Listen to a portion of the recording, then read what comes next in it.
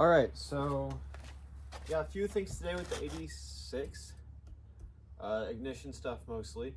Still waiting on some parts from USPS, so you know it's going to be a while. Typical USPS fashion. But we do have one part here we can go ahead and put on. The PRW-2 mod. Maxima ignition transistor, whatever it's called. Got in the mail yesterday, so we're going to go ahead and put that in. It's not a hard mod to do. Camera's a little low because the car is low. Not a hard mod to do, it's just you gotta swap around one of the pins on the stock plug for it. So I'll show you guys how to do that in a second. Okay, so for this mod, we're gonna be paying attention to this part of the engine bay. Over here in front of the driver's seat. And we have our ignition coil, which goes to our distributor. But before that, there's this cable that goes around and plugs in right here to this ignition transistor. This is what we're replacing today with this. This came out of the later model Nissans that ran VG30 engines, such as the Nissan Maxima and like the Pathfinders and the D21 trucks, I believe. So yeah, so all we're gonna do is unplug this. And then we're going to swap the pins around on this plug. And then it'll plug directly in like that. I'll show you which pin to swap around. Alright, so I'm going to be using my 85 here as an example, because I've already done this mod before, about a year ago. You see we have blue, black, and then green with black stripe. Goes directly into the PRW-2 and mounts onto this little bracket, this mount for the ignition coil. So we're gonna do the same thing over here. Now this one still has the stock ignition transistor, and as you can see, it is blue, green, black. So we're going to swap around 2 and 3. Those two get swapped around. And I'll show you how to do that with a little pick that I have in the tool bag. Now we're going to take a screwdriver and pop off these little clips on the side. Be careful not to break them because this is 40-year-old plastic. That clip should just come out the way. And now you can get to each of the cables and their little holes here. I'm going to try to show you this as best I can. I have the flash on for this. Inside each of one of these little pins, there's a plastic retainer holding each one in. You can kind of see the shine off it there on the inside. Yeah, you can kind of see it in there. You have to get a screwdriver and pull that down, and then you're able to pull it out from the back. I'm going to do one just to show you. Alright, this is what it looks like with one of them removed.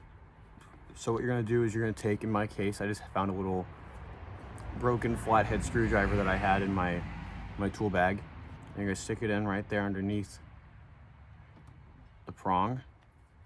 You're going to feel a little bit of resistance with a piece of plastic.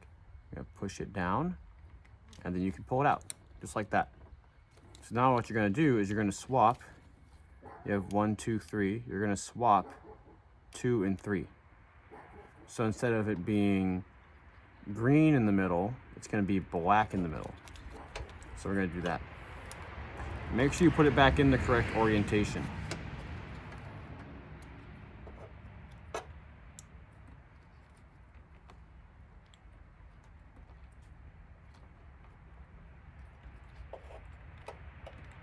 It should just click into place, and then you're done. You're going to put this little clip back in, a little retainer clip on the top, and then you're going to plug it in. I'm going to do that in a second. Smooth black top goes to smooth green top. And you're going to thread it between each of those wires, pull it through, and then it should just push up and forward into place like that. Now all you have to do is remove this and put the PRW-2 onto the mount. I will do that right now.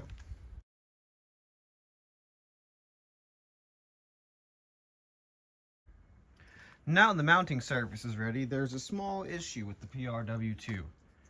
The holes in it are smaller than a 10mm bolt, so you have to find something else to mount it. In my case, I went to my bolt bucket and I found these screws that have nuts on each side. And they look like they're long enough to go all the way through the chassis and into the wheel well. And that's what you're gonna do.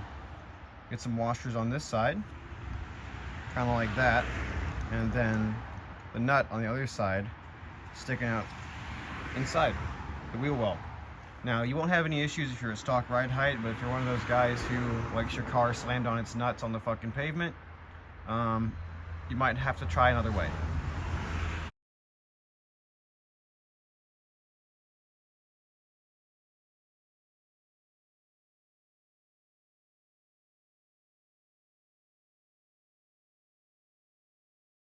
And then the last step,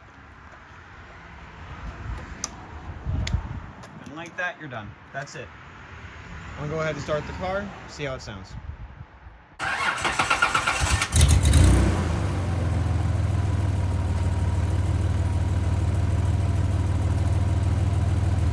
And just like that, PRW-2 mod is complete. Hopefully y'all can get your Z's running.